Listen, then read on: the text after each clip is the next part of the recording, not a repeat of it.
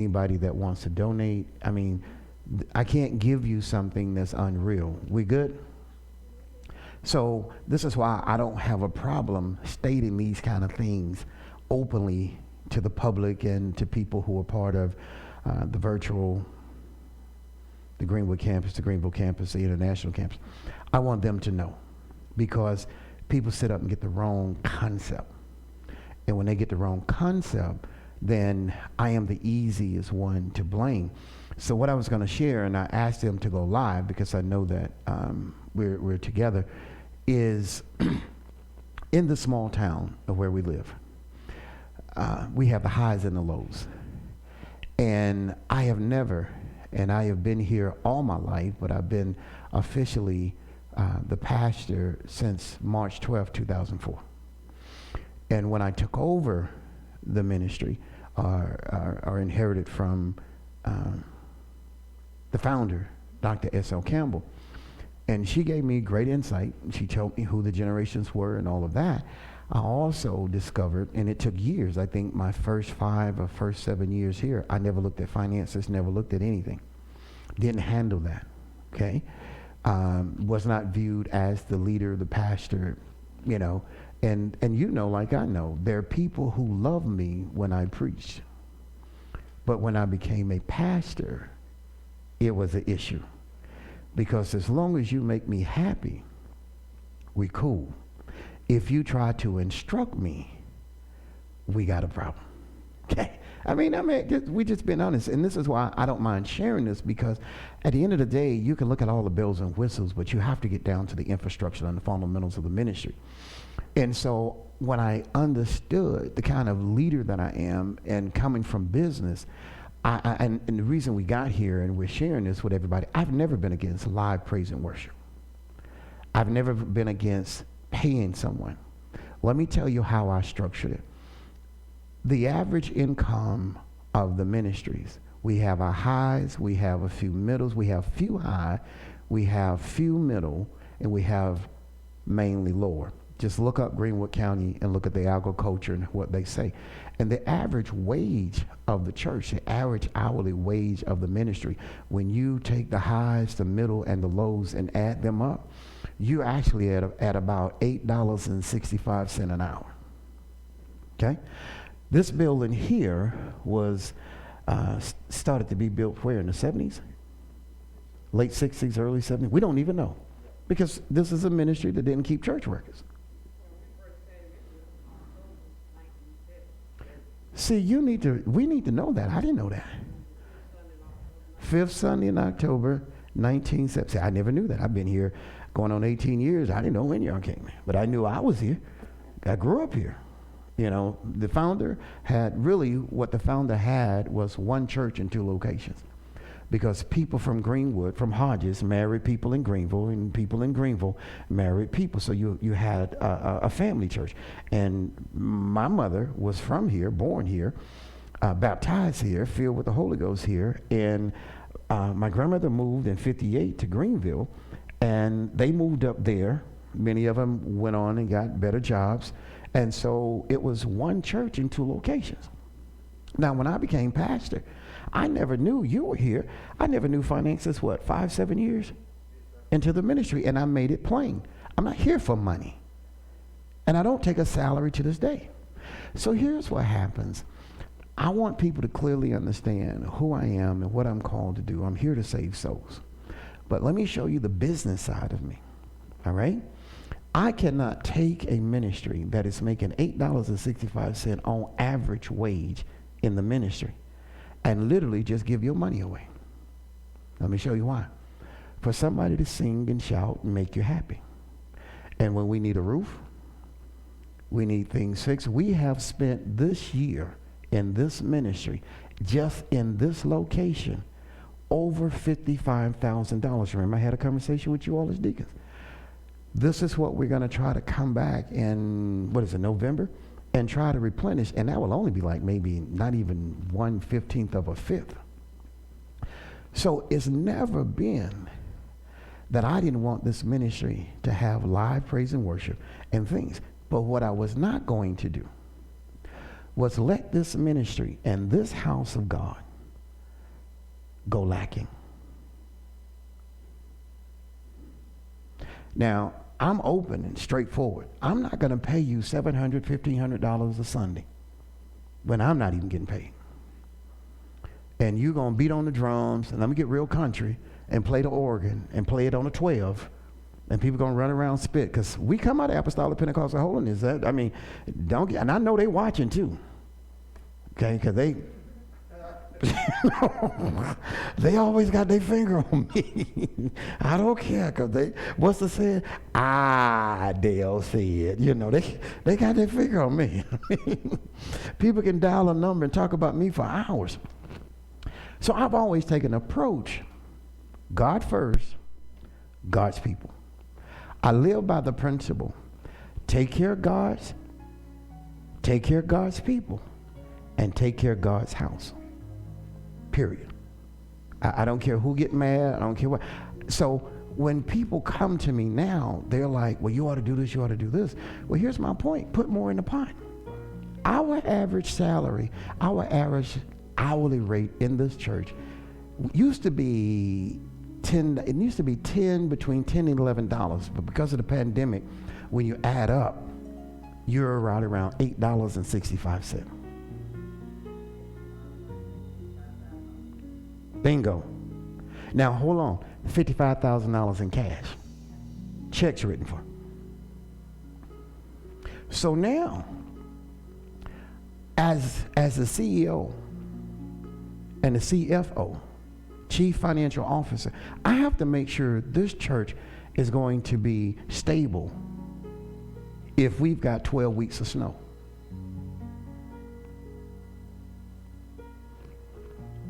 And we have no services. Now, let me say something about you all. Rosa Sharon, Hodges, let me say something about y'all. You all are faithful, tithe-paying people. If you don't come to church, your tithes are going to be here. I can't say that about everybody. All right? Y'all miss a Sunday, y'all tithes going to be here. Now, Greenville, y'all coming along great. Don't want them to get mad. They don't want who, man. He ain't saying nothing about me. I was just talking to the media team in the back. I have to make it real plain now.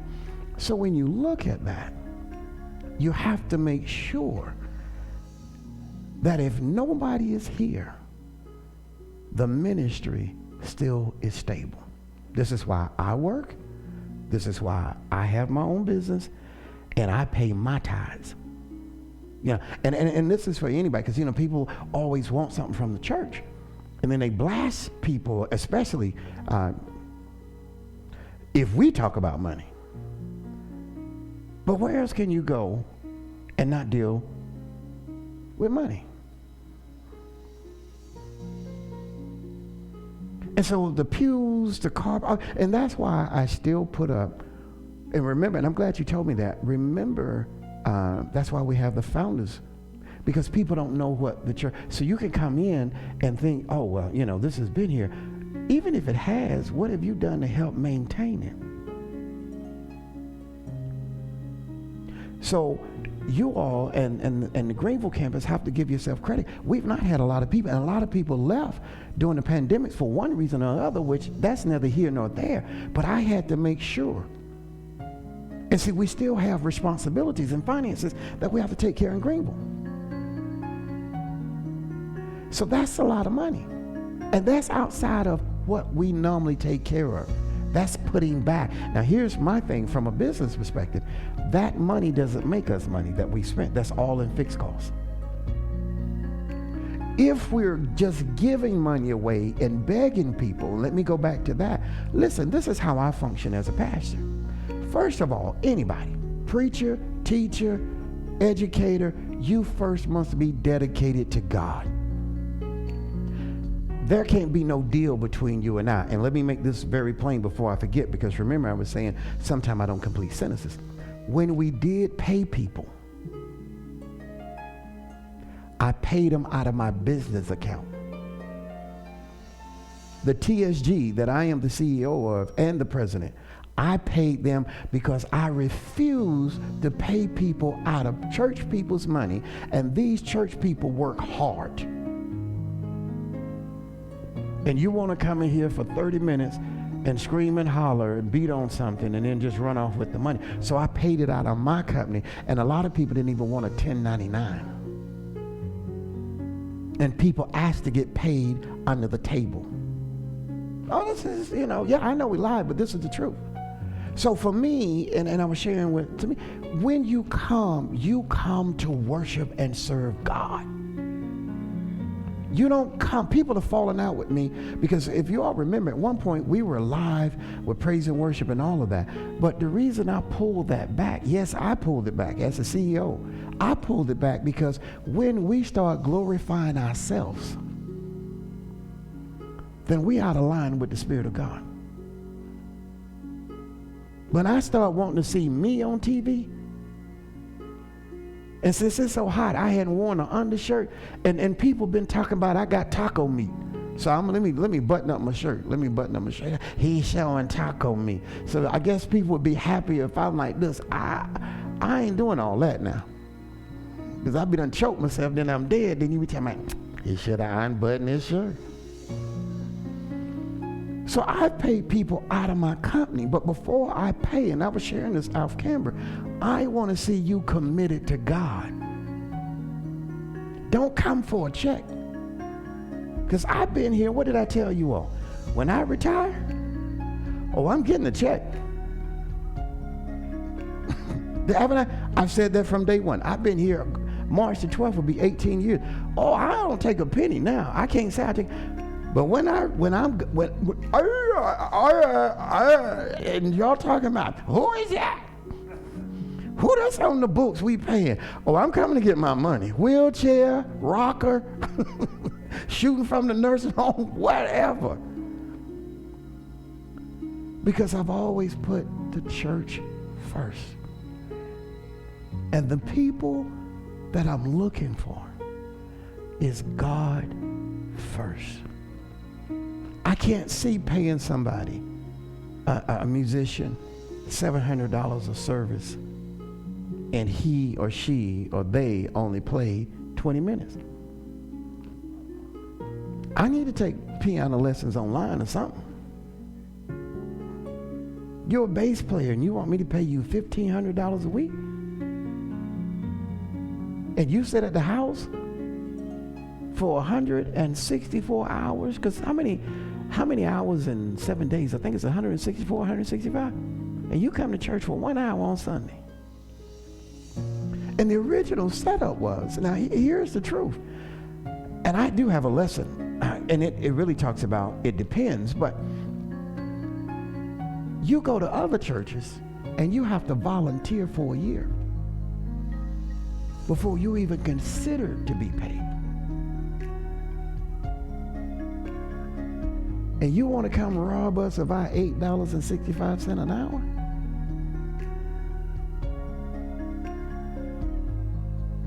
That's our average wage in the ministry. I told the deacons, I told the finance deacon, and I told another deacon, I said, this is what I look for deacons. Y'all need to get up at least once a month. So we need to help everybody understand. Ain't nobody getting rich down here. We have 5 core ministries moving forward for the next 3 to 5 years. Let me see if I can get those right and help me out. One is Adopt a School, and we just received some school supplies in. Bishop Akers and Dr. Candy Akers are giving us some school supplies for Adopt a School. We have Shoes to Africa. I've got to find someone to lead that project. We have Missions to Haiti. And we have the Greenwood Food Bank, and we're encouraging everybody because we kind of got into an event and it was never an event, so we've had to take funds out of the church treasure. Thank God for our representative, Brother Fantastic, who's gone out and cut grass and did all kind of things to bring in donations. But when that doesn't happen, we can't let it fall. So I know last month we took out right at $465 or $500 out of the account to donate food. We thank God for those that are given, but sometimes you have to carry the mission. And so anyone that wants to, and this we did good at first, people were taking boxes to work, da. But here's what I read in the New York Times. The New York Times says between now and December the 31st, we will have over 11 million people who will be starving in the U.S. Right now we have over, oh my God, I think it was 12 million people who are on the verge of eviction. Now, mind you, this number may be a little wrong. I think it's $814 billion set aside for evictions, but only like 800 million has been distributed because the money has been set aside, but there's no process to get it to the landlords and justify that it's going to a tenant that's in eviction status. The flip side is there are people who are saying, well, people need to go back to work and they're sitting at home on government money. Everybody's not sitting at home. And since I'm going down this road, let me finish it. Some people have gone back to school and have a better skill set. Now, I'm going to say this. Right now in your life, I'm going to ask you a question, and it is personal. Is your skill set better today than what it was when you graduated high school?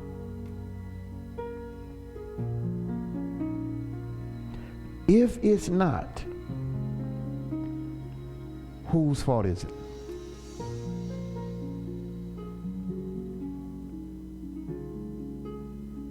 This ministry that God has given me is not predicated for the wealthy. We need them. We need you. We need you to be examples. We need you to help run programs. We need you to share your information. This ministry has been predicated, called the House of Reconciliation, that you come in and you restore, you recycle, you regenerate your life and your spirit and your dedication to God. This is what I've had a problem with as a leader. Where are you? Some of us are 3 years, 4 years, 5 years, 7 years away from supposedly retirement. I'm looking you in the face as someone who's been here 18 years. And I'm saying, have you yet invested in yourself? Now, this is open and honest. And Deacon, I'd like for you to be a witness. When I came, what was the thing? Everybody was happy when I first came. Oh, he can preach. Oh, my God, he can preach. Well, preaching is natural. That comes from my great-great-grandfather. That ain't my gift. Okay, you have to go slap Lud Boozer. The anointing comes from God. That ain't my gift. You got to go slap Jesus. Go get him. Because if you can get him, tell him I want to see him after that point. Go slap Jesus. I'm not here because my last name is Campbell. I'm here because God assigned me here. I spent 3 hours down here last night in prayer. You all remember, some of you all remember, I used to see my car parked outside all the time. I spent 3 hours down here in prayer. Because I'm asking God to help position me so I can position this ministry that it lives beyond me. See, if the people of God are stuck in right now and satisfied with right now, then that's nothing that you're going to sow that you can possess and have for your children later.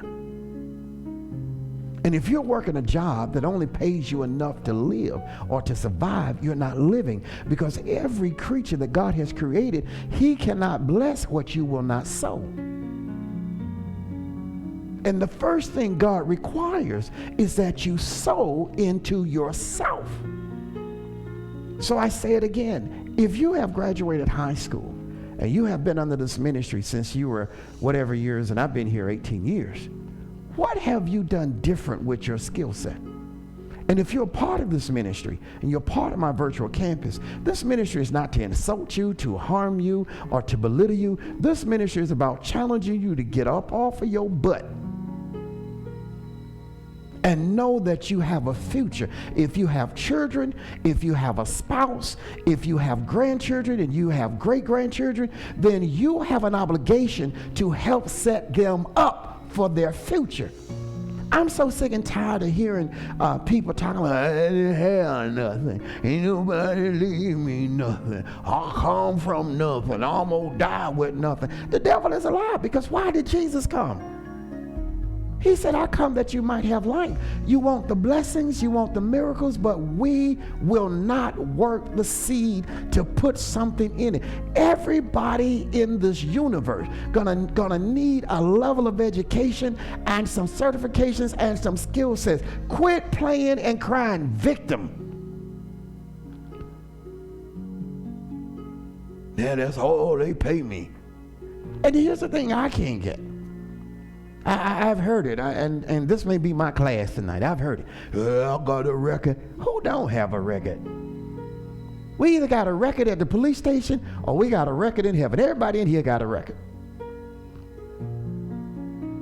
And God forgives you. So what are you going to do? When are you going to quit crying? Poor mouth, sad mouth, broke mouth, oh me, oh my, I think I'm going to die mouth. And you're going to take your rusty behind and you're going to go somewhere and get something that will pay you more. You need more money so you can have more for others. You don't need no more money to buy no shoes. You ain't wearing the shoes you got now. I'm talking to myself too. I looked over in the corner and I saw a pair of boxes. I said, what's in that box? I had bought some boots. I probably bought them boots 2 years ago. I left them right there too. I said, But I told myself, unless I die tomorrow, I'm going to wear everything I got. Even if it's too little. Too tight and too short. I'm going to put it on. Y'all might see me come here, my toes all crunched. Oh, he in the spirit. No, I'm not. My feet killing me. But am I making sense? You cannot, let me say this, and then I'm going to try to get it right because I wrote a quote. You cannot expect God to do what God has given you time to do. You cannot expect from God to do what God has given you time to do. So maybe this is our wake-up call. You got to have something. And let me say this, and you're going to have to be able to understand if you really want to upset the enemy, you really want to piss the devil off, get yourself in shape, lose 10 or 15 pounds, and start educating yourself. And some of us need to get some new eyewear, get some new glasses, quit getting grandma glasses, quit getting granddaddy glasses, get you some Get Cute glasses.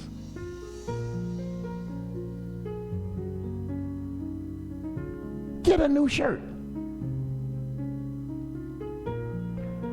God has not blessed you to be poor or a beggar. And God has not blessed you.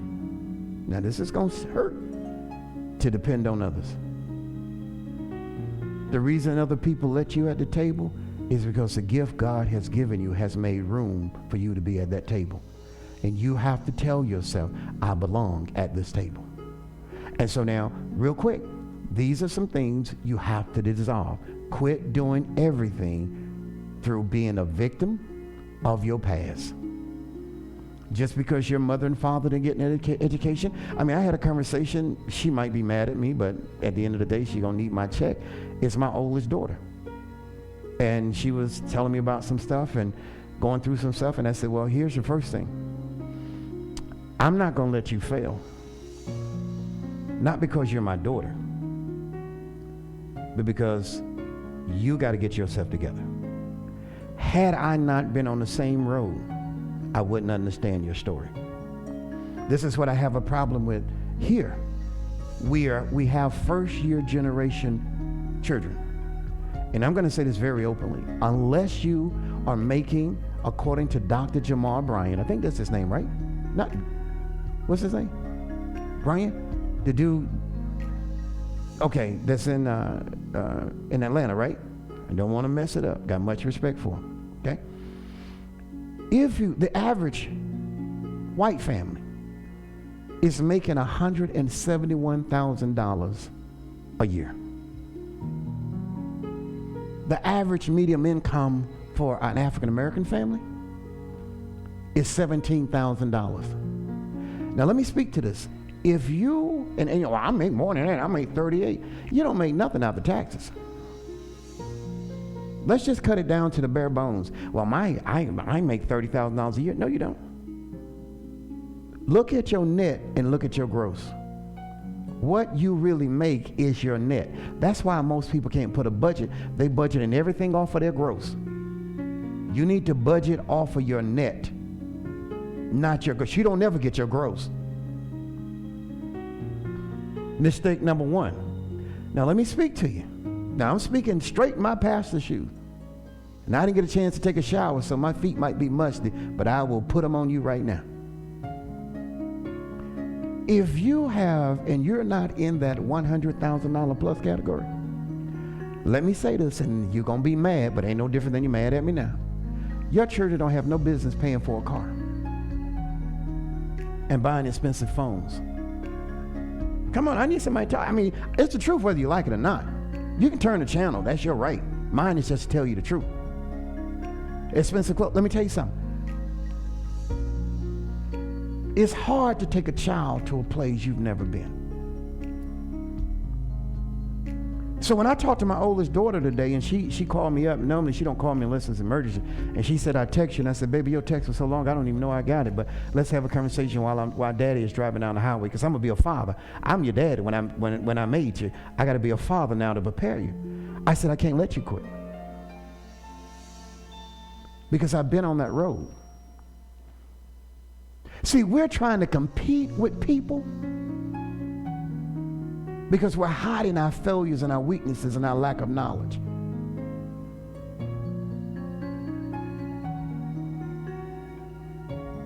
So we have created an appetite that our children don't see the value of education. They see that car payment. They see that phone bill. They see that before they see education. And if people who make $171,000 a year make their kid get a used car or drive an old family car, what the flippity flop flop are we doing?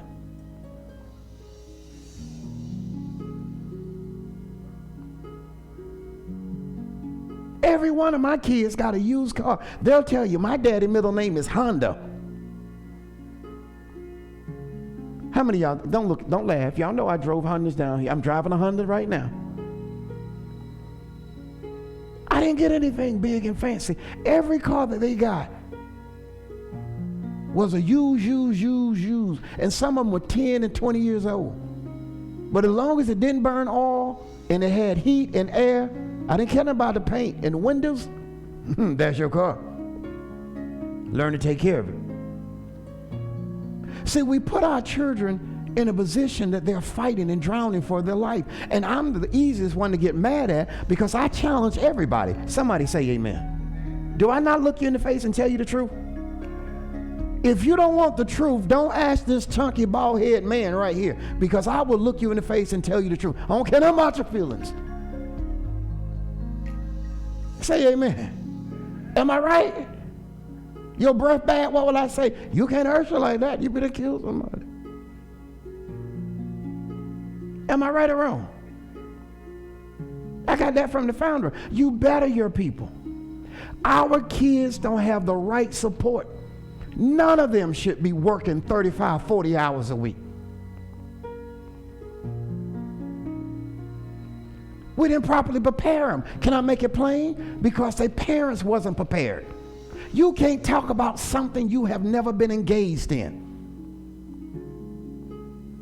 And I told my daughter when she was getting them two, I don't know what she got. She ought to give them back and ask for the money back. Them two associate degrees ain't worth 50 cents. Won't get you a job at the cheeseburger shop. Now she's in the real life, in her 30s. And the only reason I can deal with it is because I know what it is to struggle in college. It's a difference in struggling in life and struggling in college. Because when you're in college, life looks bigger than college. Let me say something to you right now. Old, young, middle-aged, stupid, dumb, highly skilled, whatever. you're going to struggle with these people that are getting in office and they're writing these laws. And you wait to the day when it comes when you can't get a job if you don't have certain qualifications. And just like now with the vaccine, they even making rules for the vaccine and the unvaccinated people. If you're unvaccinated, get out.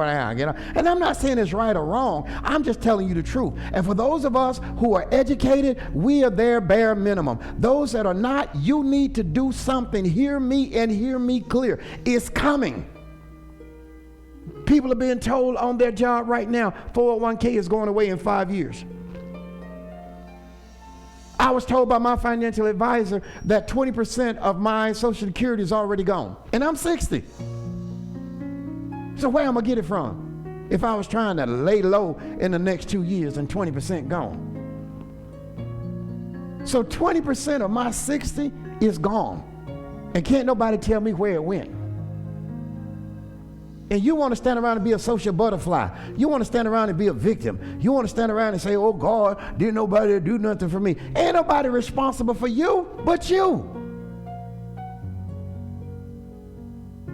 And let me tell you something, ain't no need to being mad at me because the truth ain't gonna change. What's your skill set? What have you done?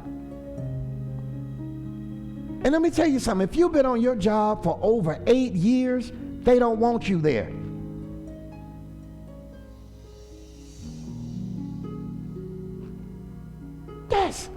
Look at the auto industry. Look at the industry now. They want people to come in. You don't go in, and this is our weakness. We want to go in at top pay. I don't know one of the major manufacturers in South Carolina that will start you out at top pay if you're not trying to apply for a job in upper management. Hello? So then why are you living above your means? Because to restart, you have to start many times less than where you are, because your 5 or 6 years have gotten you there. You starting over from scratch, and why is somebody going to try to pay you to train you?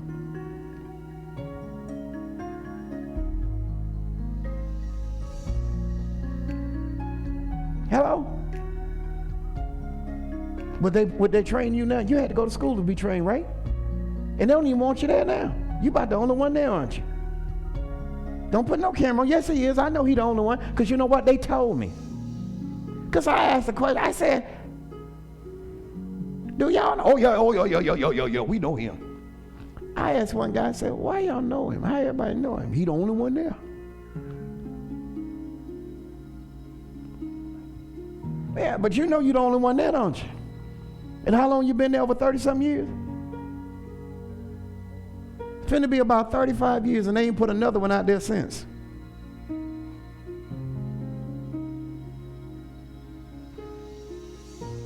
Correct me if I'm right or wrong. And the way they make it, you won't even apply. They didn't want you to apply because your uncle said when he came along and asked for a job out there, they told him they didn't bring you. Y'all couldn't be out there.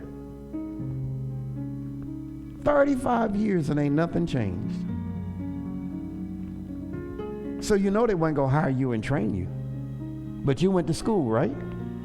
I'm talking to you now because I had a message for you, but good luck with that one. Maybe they'll get it tomorrow night. I'm asking you, where are you in the journey?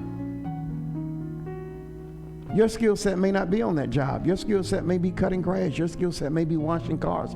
Your skill set may be, even with that, you're going to need a CPA.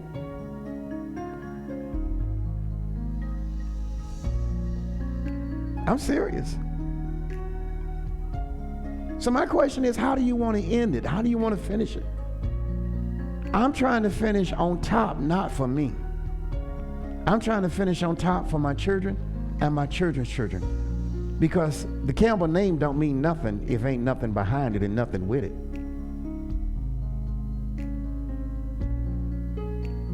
The Bible says that a good man or a wise man leaves an inheritance to his children's children. So I'm going to ask you a question as I get ready to close. What's more important to you? Your now or your future?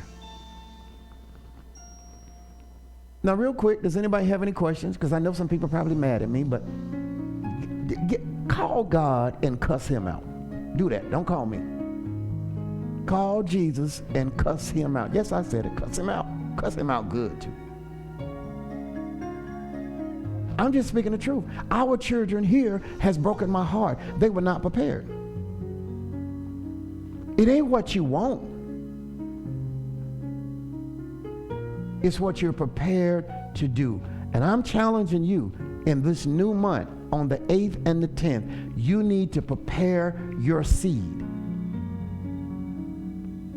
You need to understand and stop letting people tell you you don't have nothing. You do have something. Can I make it plain? If you have something to live in. And I read an article that said people that are renting are now being treated like second-class citizens. Why? Some people have a home and don't even know the value of their home. And let me help you out, because many of you are still trying to compete with your past. And I'm trying to get you to open a door to your future. Your present will take care of itself if you can learn how to close the door of your past. So I'm here to challenge you. But I can say it because I'm the leader. Our children here were not prepared properly. I've already told my granddaughter, she'll tell you in a minute, oh, I'm brilliant. I'm in advance. Okay, you're going to get a scooter bug. Tell my Papa, you going to buy my first car? She said, I certainly will. But it ain't going to be what you think it's going to be. It's going to be a humble machine. Because I want you to learn the value of earning. It isn't what you deserve. It's what you position yourself to earn. And I'm willing to look anybody in the face and tell them that, because I know what people do that make $171,000, and I know what people do that make $17,000, and I also know what people do that make $13.8 billion a year. God has made me fortunate to sit at the table to learn from some great people. And all I'm doing is trying to share the knowledge. I take nothing personal. I give nothing personal. I'm just saying, as the shepherd of this house, I'm just saying, I don't want you spitting and popping and jumping and jacking and thinking Jesus is going to send you another miracle off the miracle tree. I don't want you spitting and popping and jumping and jacking and thinking God's just going to give you another blessing. I want to show you in God's word that if you value the seed that God has given you, it will multiply even when you're not around. I've been a miracle. I've been blessed by miracles. I'm not against miracles and I'm not against blessing. But I don't think we've taught the seed. And the seed is more than money. The seed is more than money. The seed is more than, because here's the thing. You can get money and not know what to do with it. Just look in the sports world. You can get money from an inheritance. You can get money from an accident. You can get money from death. You can get money in all kind of places. You can hit the lottery. Please do. Pay your tithes to the church and watch us get a new church. I ain't mad at you. I ain't mad at you. That's that devil's money. All of it. The Bible said money is the root of all evil. But we'll pray right over it and build another church.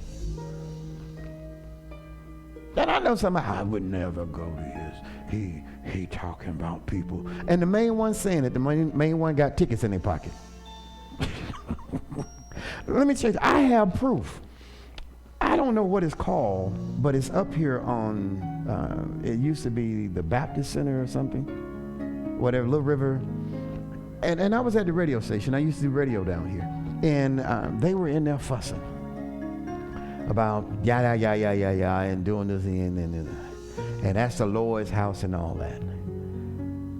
I said, okay. And they up there and they was playing, they were doing some kind of play and they were using R&B music.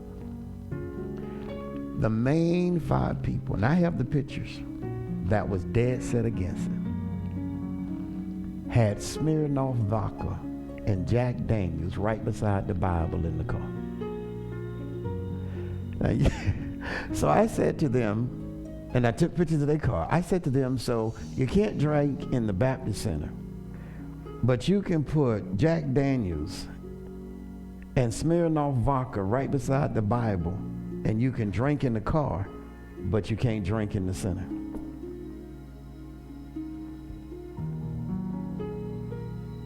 So you can sit in your car and drink liquor, but then you can go raise sand about people playing some R&B music in the Baptist Center and kids dancing. And if we hit your radio station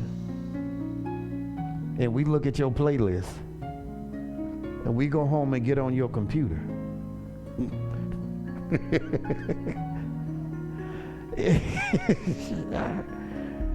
but you want to, and I say I have the pictures today. Every time I try to think about deleting, I'm like, nah, I'm gonna hang on to this picture because these people just, I was like, I don't have nothing to do with it. Oh, you got down there MCing with them, and they down there, they playing blues in the lawyer's house, and you got liquor in your car, not a beer, not wine. You at least could tell a lie and say we having communion. You got straight Smirnoff right there beside the Bible.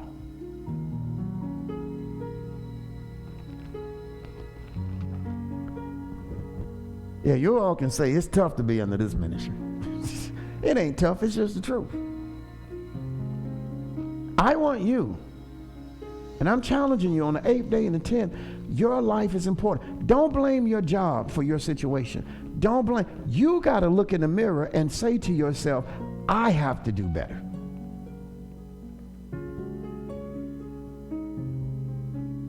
And advancement comes with knowledge.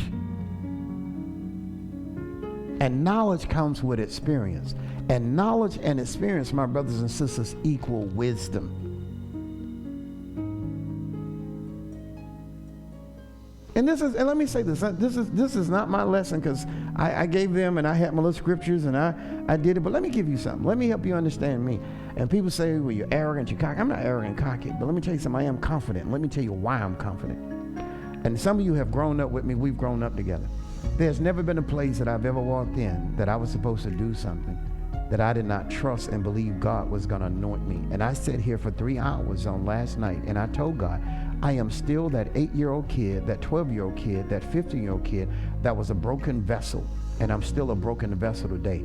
And the only reason you use me, God, is to bless your people. And I must tell your people what they need to do to position themselves. There's no glory, there's no honor. So if you have the wrong misconception about me and this ministry and think I don't like you personally, I don't have the time to dislike you.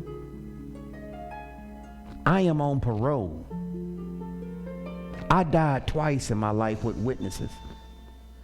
So I'm not going to come back and play games with you and lie to you and be concerned about your feelings.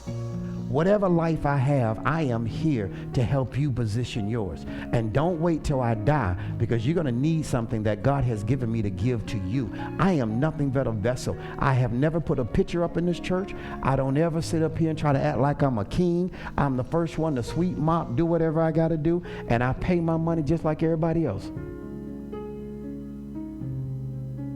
So let me tell you something about you thinking I'm arrogant. And I'm talking to you, and you know I'm talking to you. I'm not arrogant, but one thing I can promise you, if I'm alive, as my grandfather used to say, wait that look, and he can do what he needs to do because of God, I have never not trusted God to anoint me and give me a word for his people. And if you take my confidence in God as arrogance, then my brothers and sisters, then I am not the pastor for you. But if you want to get your life together, then come help us pull these ministries together and serve God and serve God's people in this community. It is God first, his people second, and third is his house. So let us come together and worship. Anything other than that, I ain't trying to know if you got chitlins, hot dog, chitlin, chili cheese pie. I have no interest in it.